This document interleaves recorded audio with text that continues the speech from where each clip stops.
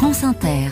7h moins le quart, Julie Pietri, votre histoire du monde, nous emmène en Inde où des gangs ont trouvé un business juteux, voler pendant les mariages. La technique, c'est de se faire passer pour un invité comme les autres. Souvent, le voleur est un homme, longue chemise, pantalon, de couleur vive de préférence. Vous êtes un ami du marié et mieux vaut avoir l'air sûr de soi à ce moment-là. Une fois entré, le voleur se fond dans le paysage et dérobe des cadeaux, des bijoux, des enveloppes remplies d'argent. Il est rarement seul d'ailleurs. Le site internet de Courrier International relaie cette semaine le travail de la presse indienne à ce sujet. Pendant un mariage, il y a peu de temps à New Delhi, par exemple, 3 faux invités se sont fait la malle avec 2000 € en poche. Et c'est pas une exception indienne. C'est vrai, j'ai trouvé des traces de ces voleurs spécialisés dans les mariages aux États-Unis. Une femme s'était même fait un petit surnom, la gâcheuse de noces, la briseuse de mariage, pas parce qu'elle séduisait le marié ou la mariée d'ailleurs, mais parce qu'elle récupérait discrètement, elle aussi, cadeaux et enveloppes d'argent. Il y a eu des cas en France également, j'en ai repéré, mais en Inde, on est quand même un cran au-dessus.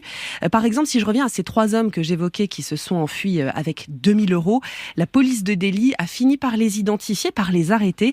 Ils n'étaient pas du tout novices en la matière, 6 vols déjà pour plus d'1 million d'euros. Et ce sont souvent de véritables gangs qui sont derrière ces pillages et qui embauchent même des enfants des villages alentours qui sont formés, raconte The Indian Express, comment se faufiler, comment aller jouer avec d'autres enfants dans un premier temps, comment détourner l'attention, distraire le temps de faire son coup. C'est très bien organisé et souvent culotté. Dans une affaire qui date d'il y a quelques années, un voleur en Inde toujours a même eu l'aplomb, l'audace d'aller s'asseoir un temps à côté de la mariée pendant les rituels. Et ces vols sont sans doute facilités par l'ampleur et la durée des mariages. La durée, parce que ça dure combien de temps un mariage en Inde ? Alors sachez qu'une seule journée de mariage, de fête, voire un week-end entier de festivités, ça c'est souvent petit joueur en Inde, puisque plus les mariés ont de l'argent et plus ça dure jusqu'à 12 jours de cérémonie, avec des prières, des invités qui défilent avec leurs cadeaux, explosion de couleurs, buffets, danses, débauche d'argent. Certaines familles mettent 100 000 € dans ces festivités et ça se voit, et certaines s'endettent aussi.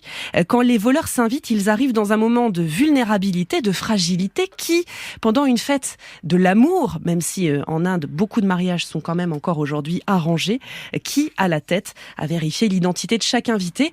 La police indienne, qui réussit régulièrement à démanteler ces groupes, conseille aux époux de renforcer la sécurité de leurs noces et fait circuler les portraits des malfaiteurs les plus redoutables, les plus affûtés dans les mariages. Qui est qui ?